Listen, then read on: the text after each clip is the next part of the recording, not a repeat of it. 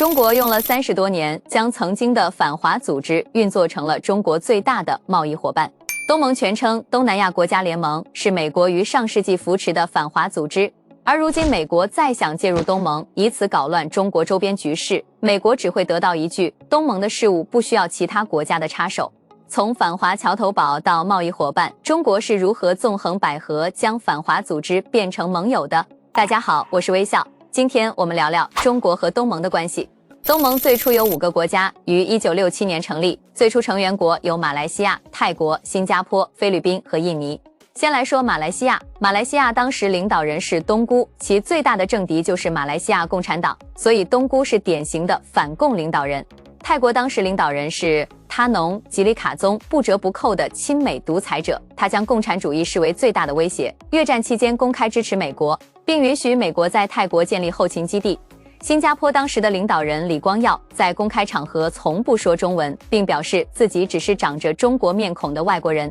菲律宾算是典型的亲美国家，一直跟在美国后面搞小动作，并且在越战中派出军队参战。最后一个印尼，当时领导人是苏哈托，上任后一直搞大清洗，目标直指印尼共产党，并且在任期间多次挑起屠华事件。1965年发生的排华事件，造成成千上万的华人华侨惨遭迫害。苏哈托政府在1967年还同中国断绝了外交关系。介绍完东盟初创5国，我们放大视角，上世纪60、70年代，中国北边是苏修帝国，西边是蠢蠢欲动的阿三，东边是韩国和日本，以及领土内还有一个走丢的台湾，南边则是5个反华国家组成的东盟，局势十分险恶。那时的中国迫切的需要外交破圈，否则就将被彻底毒死。而此时几千年的智慧沉淀就显现出来了。东盟不同于欧盟，欧盟是奔着欧洲一体化去的，而东盟只是东南亚小国们搞的一个化食堂，这就代表东盟之间并非铁板一块。相比较其他单一国家，东盟的特性很大程度增加了合纵连横的操作性。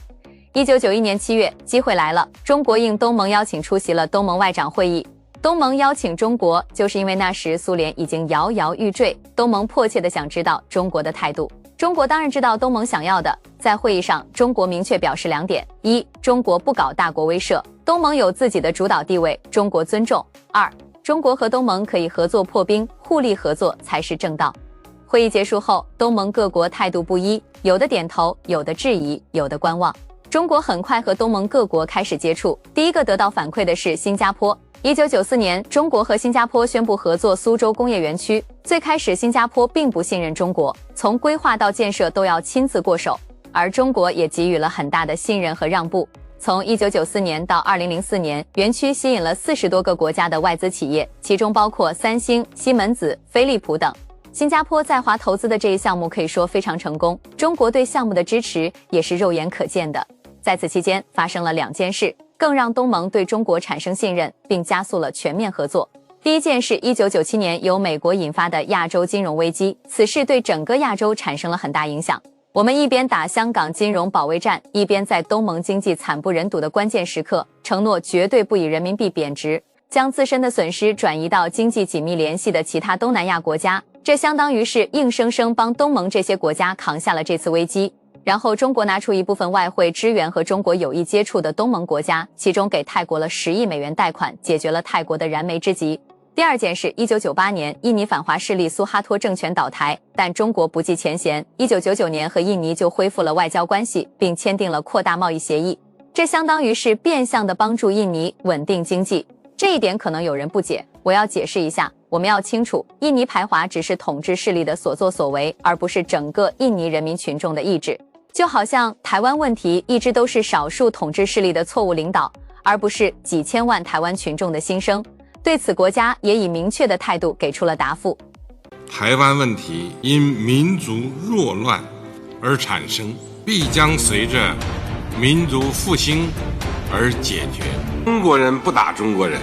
我们不承诺放弃使用武力，保留采取一切必要措施的选项，针对的是外部势力干涉和极少数台独分裂分子及其分裂活动，绝非针对台湾同胞。如果孙中山先生地下有人啊，他也会指着蔡英文的鼻子说他是不孝子孙。回归正题，中国如此具有诚意的举动，让那些心怀忐忑以及观望的东盟国家也都纷纷有了和中国合作的念头。尤其是2013年，当中国提出“一带一路”将东盟国家全部涵盖其中后，中国和东盟的合作深度更上了一个台阶。这些国家为什么愿意加入呢？就是通过前期的各种运作。对印尼，我们提出了雅万高铁，直接将雅加达和万隆的交通时间缩短到了40分钟。对马来西亚有东海岸铁路计划，这直接打造了马来的物流大动脉。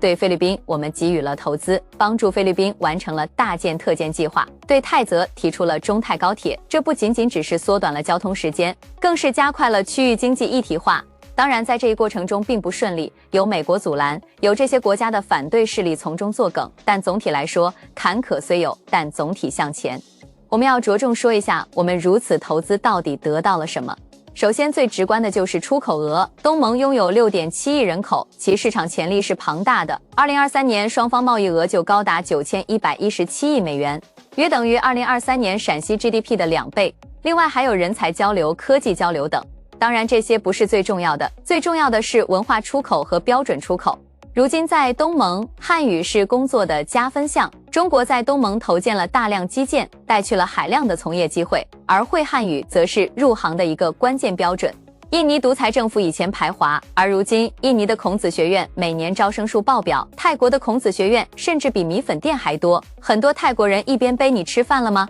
一边盘算着怎么跳槽到中国企业。东盟也开始过春节了，《三国演义》《西游记》则成了东南亚老年人必追剧。中国文化以一种温和但无处不在的方式深入东盟国家，而这些文化影响力最终又反哺了中国的经济和外交布局，让东盟国家对中国的接受度和信任感逐步提高。同时还有标准出口，就拿中泰高铁为例，中国标准涵盖了轨道宽度、信号系统、电气设备和列车管理，这种全套标准输出，不仅让泰国见识到了什么叫好东西，也会让他们在以后坚持使用这套标准，这样中国高铁去东南亚就可以实现不用换车轮可以直达的效果。可能这就叫书同文，车同轨吧。网上对于中国同东盟的外交有2大质疑：第一，如此成果难道不是靠钱砸出来的吗？第二，那为何菲律宾还一直和我们对着干呢？先回答第一个问题，外交其核心本质就是带着利，然后换来义。先不说在当年我们是否有能力用武力震慑东盟，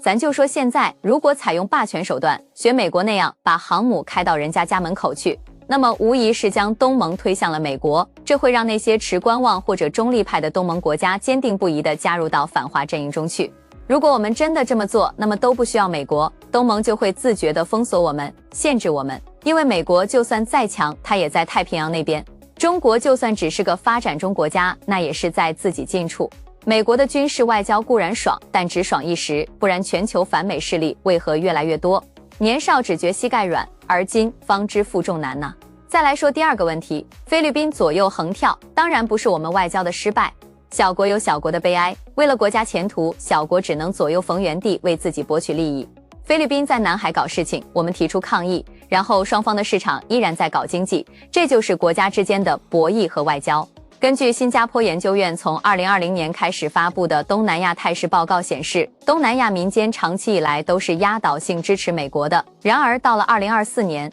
中国竟然首次成为东南亚民众的首选。就拿2024年10月的东盟峰会来说，美国国务卿布林肯试图在南海问题上搞事情，结果泰国的新任总理佩通坦率先站了出来，一句话点醒了全场，东盟国家要团结，不要让东盟变成外部势力的棋子，也不能在地缘政治对抗中沦为牺牲品。总结来说就是，这没你美国什么事情了，你可以先走了。中国与东盟关系的发展不仅是一部和平崛起的历史，更是国家智库的高瞻远瞩、长期战略取得的成果。所有的繁荣也都是勤劳的中国人一步一个脚印走出来的。它深刻揭示了真正的国际影响力源于互利互惠的经济合作和负责任的大国担当，而非霸权主义的武力胁迫。中国通过在关键时刻伸出援手，推动基础设施建设等实际行动，将曾经的对抗转变为深厚的信任，最终赢得了东盟国家的真心认可。无论是与邻国共谋发展，还是解决台湾的内部问题，中国都始终致力于构建一个更加和平、繁荣和团结的未来。